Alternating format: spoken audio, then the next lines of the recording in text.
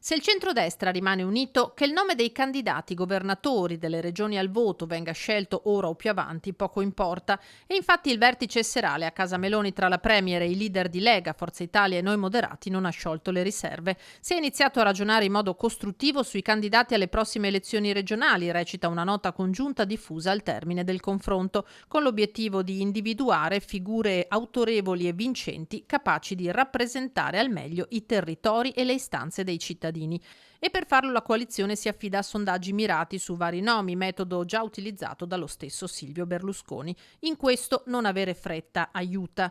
Leader che torneranno a incontrarsi dunque settimana prossima. In Veneto la Lega continua a chiedere un candidato leghista, sul tavolo il nome del segretario Alberto Stefani, dagli alleati anche quelli dei meloniani Raffaele Speranzon e Luca De Carlo. Quest'ultimo, ospite al Ring, ha parlato innanzitutto della data del voto. Tra metà settembre e metà novembre. È evidente che a settembre diventa un po' difficile andare a votare in Veneto. Credo che presumibilmente le ultime di ottobre e le prime di novembre potrebbero essere date giuste. Sfida ardua in Veneto per il centrosinistra, ribadisce De Carlo. È giocabile se noi non andiamo tutti assieme. Se invece noi corriamo assieme, la vedo difficile che il centrodestra possa perdere questa regione. Per cui anche la scelta del candidato non dovesse essere immediata, credo che non porterebbe strascichi sotto il profilo della vittoria o meno. Tutto qua. Ci sarà Election Day?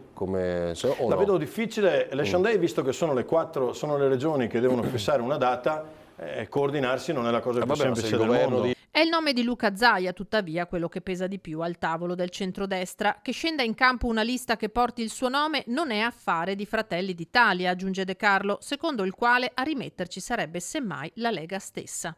Come la Lega decide di andare a queste elezioni sono più affari della Lega. Se decide di dividersi i voti con la lista di Zaia, lo può fare in autonomia. Non so se l'effetto lista Zaia sia lo stesso senza Zaia candidato, però quella è una valutazione che secondo me dovrà fare la Lega. Io credo che sia più probabile che Luca Zaia faccia il candidato, non per dargli suggerimenti di cui non ha assolutamente bisogno, ma faccia il candidato capolista magari nella lista della Lega. Lo troverei molto più naturale.